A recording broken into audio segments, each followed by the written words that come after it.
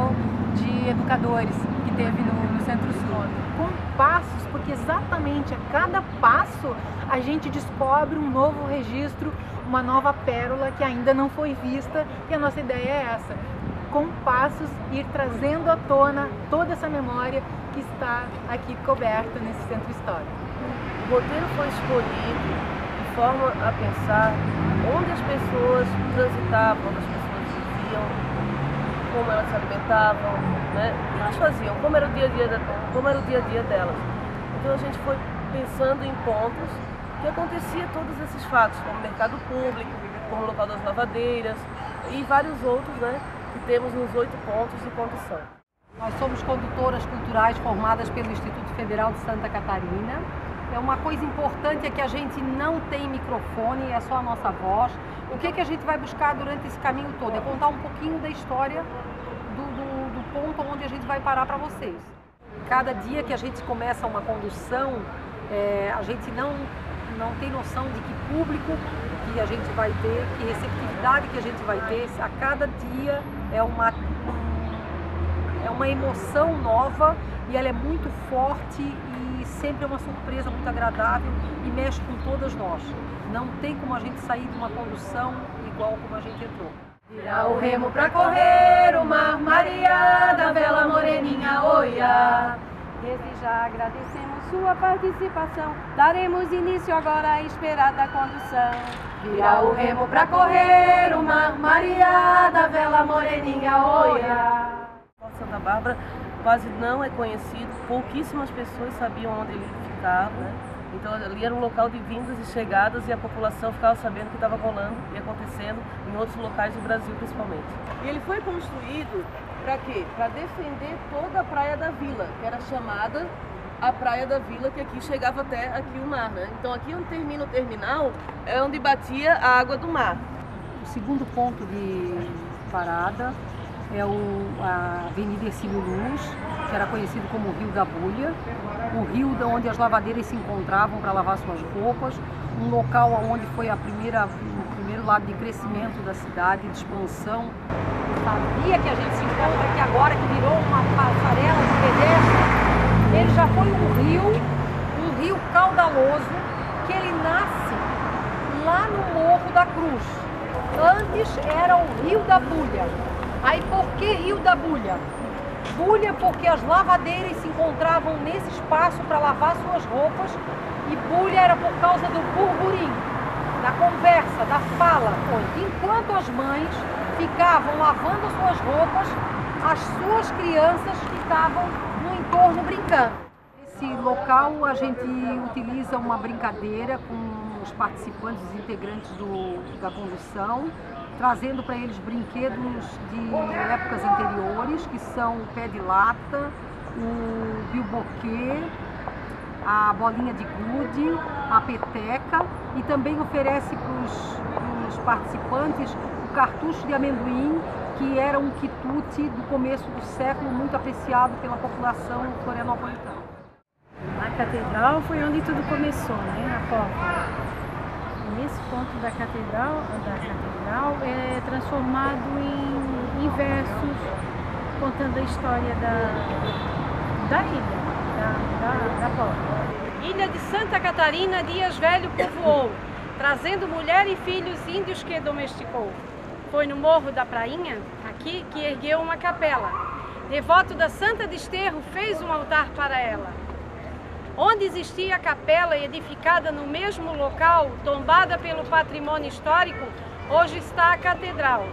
A dança da ratoeira era feita através de mulheres cantando numa roda.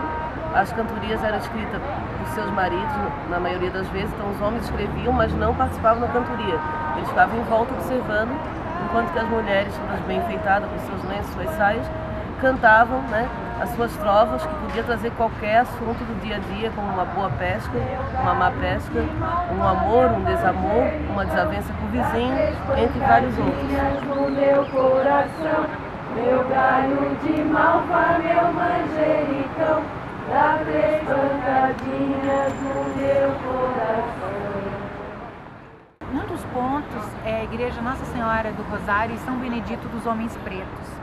tem muita história, tem muita lembrança, tem muita coisa soterrada ali. Ela foi oficialmente fundada em 1750. Levou-se 43 anos para construir essa obra. Ela foi construída graças a uma confraria de homens pretos, alguns libertos, né? Muitos ainda escravos e alguns brancos muito humildes. Ali a gente enaltece Cruz de Souza, que é uma figura de uma qualidade, um potencial que até hoje nós todos desconhecemos. Os versos dele, a profundidade do que ele escreveu e do que ele deixou registrado, a gente teve a oportunidade de muitas vezes se emocionar e emocionar outras pessoas contando a história de vida desse homem que sempre foi muito, muito difícil. Então, no ponto da alfândega, é um ponto também de chegadas e partidas, mas de mercadorias aí, né? Ali a gente também foca muito a importância do mar para uma ilha, que deu as costas para o mar atualmente, mas antes não, era muito importante o mar, tanto para a venda de mercadorias, quanto de pessoas, de ideias e novidades. Ele ficava aberto 24 horas, tá? Então chegava, entrada e saída de mercadoria por 24 horas. Tinha um trapichezinho aqui na frente também, né? Porque o de lá era mais usado por pessoas comuns. Então para entrada e saída de mercadoria era esse aqui. Ele é dividido em 3 partes. Tem a parte central, que era onde é que funcionava toda a parte burocrática, papelada, e as 2 laterais eram os armazéns onde é que as mercadorias ficavam até poder sair, tá? Ele perdeu a sua função, ele extinguiu a sua atividade em 1964, porque o porto Arataca, lá do Cauê, que também parou de funcionar nessa época e fechou. Então em 64 parou o porto, parou a alfândega, em 1970 veio os aterros e o mar foi para mais longe ainda. O mercado municipal, ele é um ponto de encontro entre pessoas e mercadorias. Ali acontece, o pulsar da cidade acontece dentro do mercado público. Ele, apesar de ter sido descaracterizado durante os anos, e está sendo resgatado agora esse perfil, ele também é um marco na história e na memória da nossa cidade. O nosso mercado público, ele não começou aonde ele se encontra hoje. Ele também iniciou no entorno da praça. Ele ficava ali na Praça Fernando Machado, que é abaixo da Praça 15. E ele era servido de tendas, pequenas tendas, onde tinham tudo quanto era tipo de gênero de alimento, certo? Em 1851, ele veio, aí foi feito um galpão, primeiro eram só tendas, aí depois foi construído um galpão, onde só tinha uma porta de entrada e uma porta de saída, e ali dentro abrigava os comerciantes de peixe. E nesse espaço a gente procura apresentar um pouco do artesanato que a gente contempla na ilha, que são artigos guaranis, que são também os trabalhos em louças de barro, a cerâmica, que foi muito marcante até a década de 60, que era o utensílio mais utilizado pelas cozinhas da cidade. Não havia o alumínio, não havia o inox, era tudo feito através da louça de barro. No Memorial ao Miramar, a gente lembra o trapiche municipal, que antes até mencionamos, que era o único ponto de contato do interior com a ilha, né, e com o continente. Ali frequentava Zininho, Neide Maria Rosa e tantos outros grandes artistas locais. Aqui também foi onde, na época, se discutia muito a capital, a saída, a mudança da capital para o interior, porque não tinha ligação, imagina a dificuldade que era, né? Com a questão da ilha ter a ameaça de perder a sede da capital dela ir para o interior, é que ele teve que fazer a ponte da Independência, que é a atual Hercílio Luz, nosso cartão postal. Ficou daquela poesia nada, né? Ficou só aquele registro, aquele ponto ali. Então o trapiche municipal era um ponto de memória muito forte, que na nossa opinião deveria ter sido preservado de fato. E ele foi simplesmente destruído depois de 46 anos, não restou mais nada, não sei esse memorial realmente. Hoje a gente poderia estar ali recebendo turistas, encontrando pessoas, discutindo situações e tantas outras necessidades que a gente tem de humanizar, que a cidade ficou desumana. Praça 15 de Novembro é um grande palco, né? As pessoas às vezes passam apressadas, outras encontro, desencontro. E as superstições, né, em volta da figueira, as pessoas dão volta, fazem pedidos de casamento. Praça 15 de Novembro conta história para contar. Palcos de acontecimentos, alguns irei relatar.